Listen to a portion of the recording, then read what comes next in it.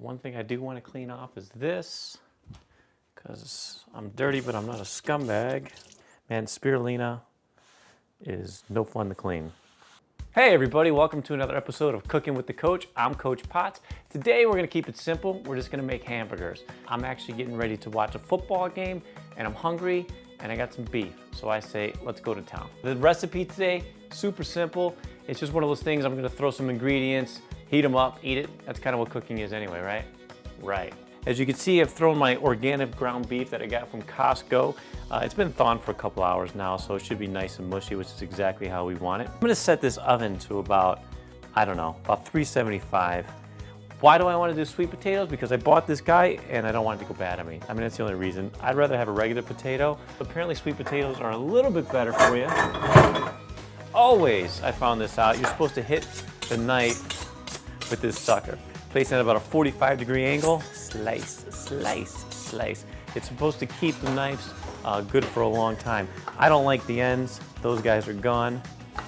I don't know, a ½ inch? I mean, can you see?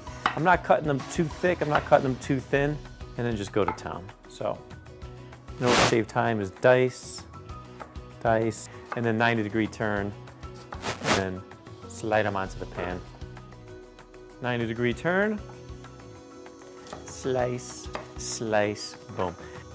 Not gonna do any lemon, but what we are gonna do is some cinnamon. Salt these suckers up, pepper these suckers up, cinnamon these suckers up, olive oil to get it going. And it's one of the few times I really don't mind getting my hands dirty. So let's go ahead and mix these suckers up. Wash your hands, you pig. Let's go ahead and toss these guys in the oven. 25 minutes will do. With about 5 minutes to go, I'll stick a fork in them, literally, and we'll see if they're tender and ready to go. I want my hamburgers to be about 5 ounces each. This is a 20-ounce package, so I'm just gonna divide it in fours. I could use this scale to weigh them out. There really is no need for that today. What I am gonna do is use some wax paper though, because I don't feel like doing too much cleanup. Medium size should work. You're gonna need a knife to open that package, but what you don't want to do is take that knife and chop off one of your fingers. That'd be bad. 1 egg to keep it, they say moist, which I hear is a word people don't like to hear very often. Moist. Lots of salt and pepper, because we're talking about 20 ounces here, right? So might as well go to town. I have over-seasoned hamburgers before. They don't taste right when you do that. I feel like when it comes to onions, everyone kind of has their way of doing it. I'm gonna kind of destroy this onion because I know for a fact that I am going to the store tomorrow, and believe me, onions are not expensive. Toward the center, leaving very little space in between each cut, and obviously not cutting all the way through.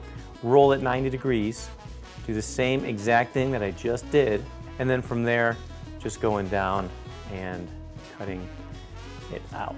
Now, that's gonna be plenty, especially for the size that I'm making today.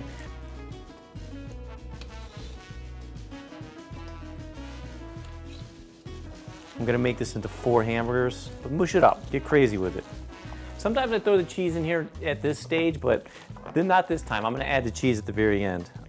Take about 25% out. I roll it into a ball.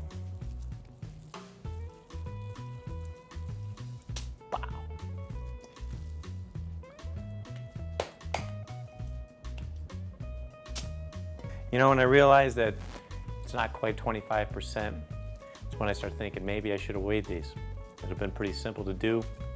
It definitely wouldn't have wasted any more additional time, but I didn't, you know. Am I gonna continue to question that decision my whole life? No, I'm not.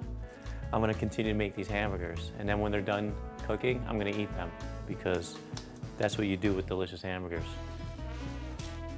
Oh, not as good as the others, huh? You know, you want to make these hamburgers in such a way that people would want to eat them, even though I'll be honest, I'm the only one that's going to eat them. I don't see anyone coming over, and I'm not going to invite anyone over. Do they have to be perfect? No, they don't. But you want to pretend like you have friends. So one day, should you get friends, they look at your good hamburgers and they say, man, you did a great job with that. And I say, yeah, I know. It's like Play-Doh for adults. Ew.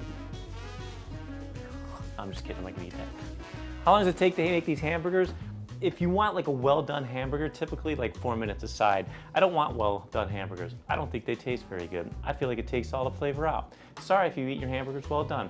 And if I offended you, well, it's gonna be a long road for you, no matter what you do in your life, if that kind of stuff offends you.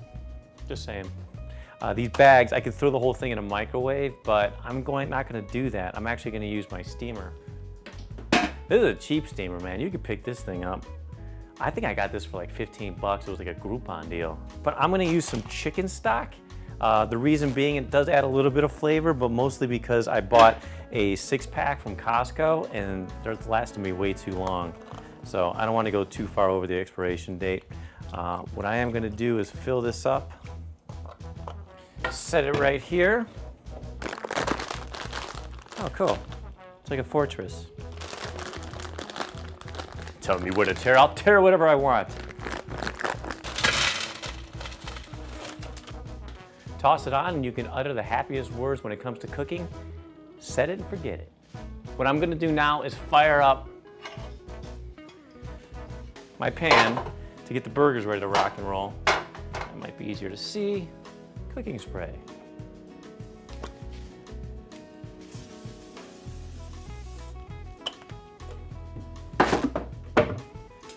Now, should I go and flip these all individually? Yeah, probably. Am I going to? No, I'm not. I'm gonna roughly toss them over.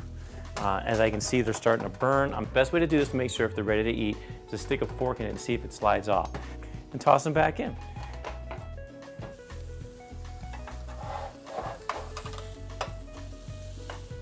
Let's keep these guys closer to the center. You know, obviously this is not, if it were as nice as a grill, it doesn't really matter where the placement of the hamburgers are, but I want to keep everything kind of in the center. I don't like to flip them very often, so I definitely want to flip them at least once, twice, 3 times if I need to. I'm gonna do the toppings. Some sauteed mushrooms. Never really hurt anybody.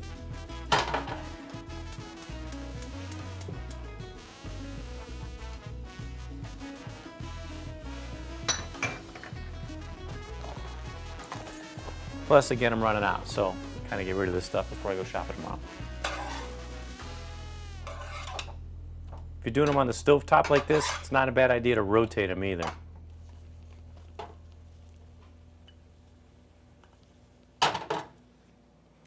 Oh, a nice thick slice of tomato. Get rid of you, center guy.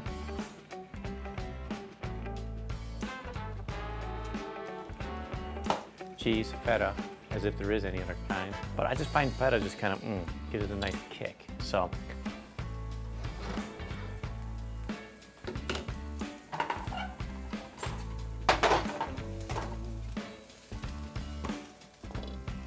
Let's see how we did.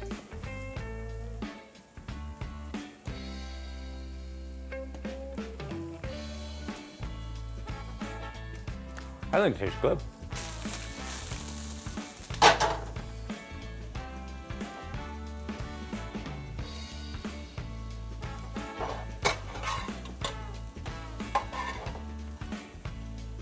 How do we make the vegetables taste better? Use a lime, right? Or a lemon.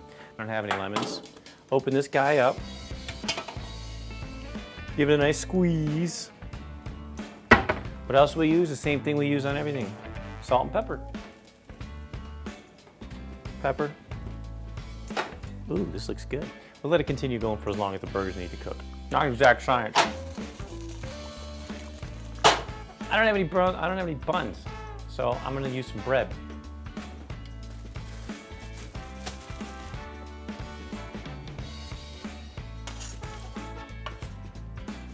Like a minute or 2 more, not even. This is definitely a meal the size of a platter. Wow! That's it, sucker. Take the best burger, slide it on there. Give it some tomato. Turn this sucker off. A little bit of mushrooms. Loosen them up a little bit.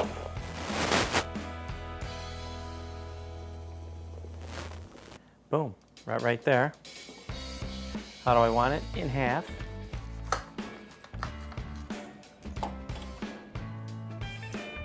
Take some of these suckers.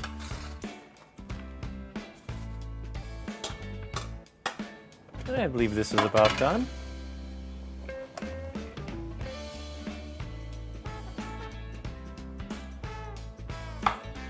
Voila.